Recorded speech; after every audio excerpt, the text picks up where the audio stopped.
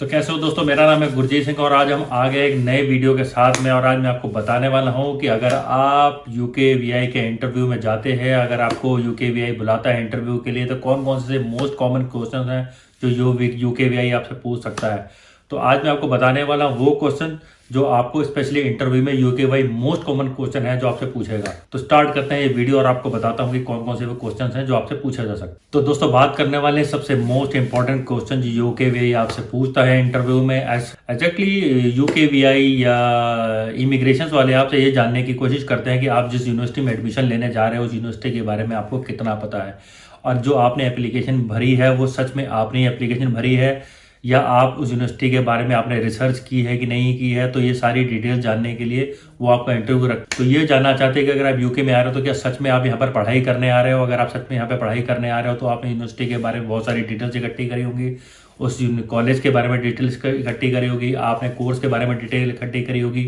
कितनी फीस आपने देनी है, कितनी फीस नहीं देनी, कितनी फीस आप भर चुके हो, ये सारी डिटेल आपके पास होनी चाहिए।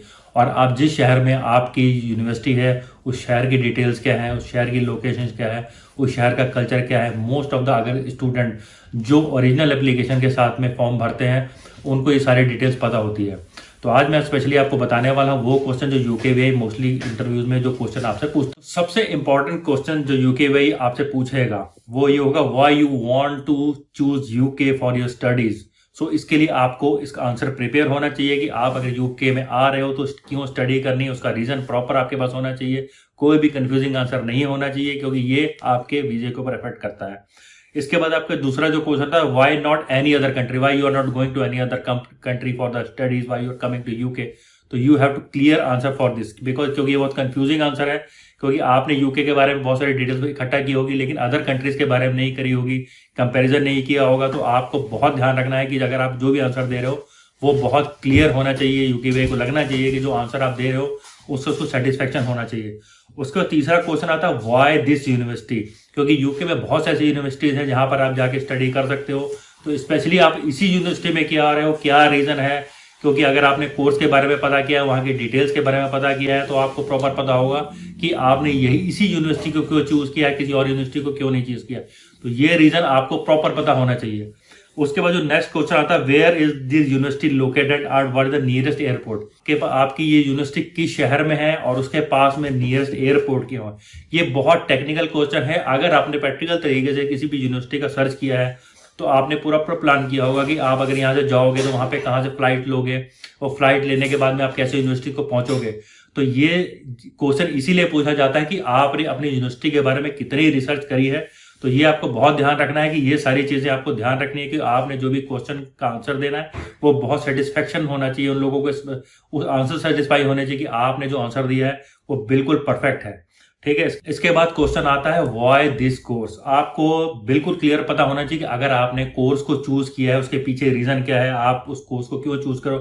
क्योंकि बहुत सारे लोग ऐसे होते हैं किसी और स्ट्रीम में उन्होंने पहले पढ़ाई की होती है, उसके बाद वो दूसरे कोर्सेज में को ज्वाइन करते हैं, तो उसके लिए प्रॉपर एक रीजन होना चाहिए। क्योंकि इसके बाद बहुत सारा कंफ्यूजन क्रिएट हो जाता है। यूके वीआई भी सोचता है कि अगर वीजा अगर वो दे रहा है तो वो सोचता है कि स्टडी चेंज कर रहा है, इसके पीछे रीजन क्या है, ये खाली यहाँ स्टडी करने के लिए आ रहा है कि खाली यूके में एंटर होने के लिए आ रहा है। तो ये क्वेश्चन आपको भी प्रिपेयर करके रखना है। ऐसा नहीं है कि इससे पहले आपने आर्ट्स में कर रखा था, ये किसी और में सब्जेक्ट में आपने इससे पहले ग्रेजुएशन करी है और आप पोस्ट ग्रेजुएशन करने के लिए आपने कोई दूसरा सब्जेक्ट चूज कर लिया जो उससे बिल्कुल इनरिलीवेंट है। पहली बात तो ऑलमोस्ट आपको सेम ही स्टडी चूज करनी है। अगर ऐसा नहीं है तो अगर उसके पीछे अगर आप कोई दूसरी स्टडी चूज करें तो उसके पीछे आपके पास प्रॉपर रीजन होना चाहिए कि आपने क्यों ये कोर्स चूज किया है और इसका रीजन क्या है, इसको आप इन फ्यूचर आप क्या इसके लिए कर सकते हो। सबसे इंपॉर्टेंट क्वेश्चन इसके बाद ये आता है कि आपके कोर्स की फीस कितनी है, क्योंकि जब आप कोर्स लेते हो तो आपको फीस पता होती है, आपको पता होता है कि आपने कितने फीस, जब आप कैश लेटर इशू करवाने जाते हो तो उसके एडवांस कितनी फीस आप यूनिवर्सिटी को दे चुके हो, कितनी फीस आपकी पेंडिंग है,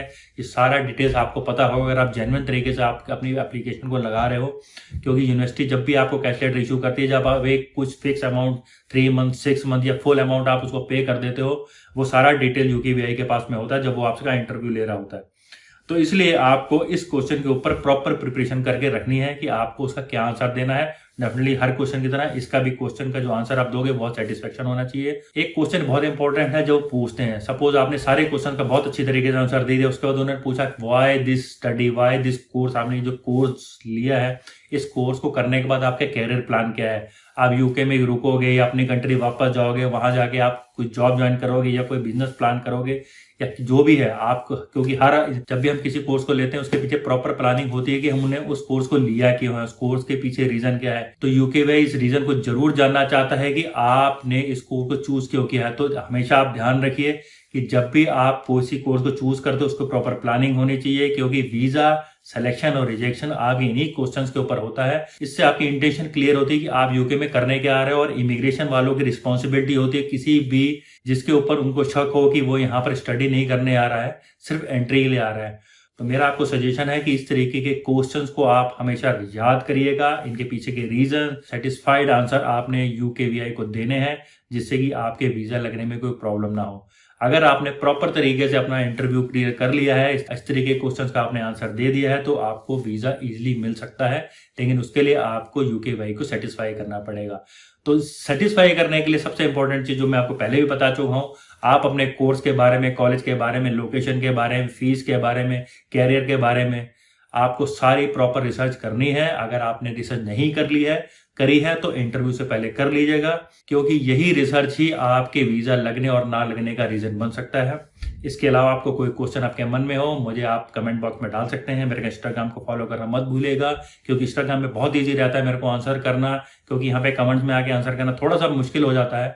तो बेटर मैं आपको यही सजेस्ट करता हूँ कि आप मेरा इंस्टाग्राम फॉलो करें, इंस्टाग्राम पे आके मेरे को क्वेश्चन पूछें, वहां मैं आपको आंसर दे सकता हूँ। इसके अलावा आपको कोई हेल्प, कोई मदद चाहिए हो तो आप मेरे को वो भी मेरे को मैसेज बॉक्स में डाल सकते हैं। मिलते हैं नेक्स्ट वीडियो में। शेयर, सब्सक्राइब, लाइक करना मत भूलिएगा, क्योंकि आपकी शेयर और लाइक और सब्सक्रिप्शन से ही मोटिवेशन मिलती है और मैं इस तरीके की वीडियोस बनाता रहता हूँ। चलिए दोस्तों, मिलते हैं नेक्स्ट वीडियो में। Thank you.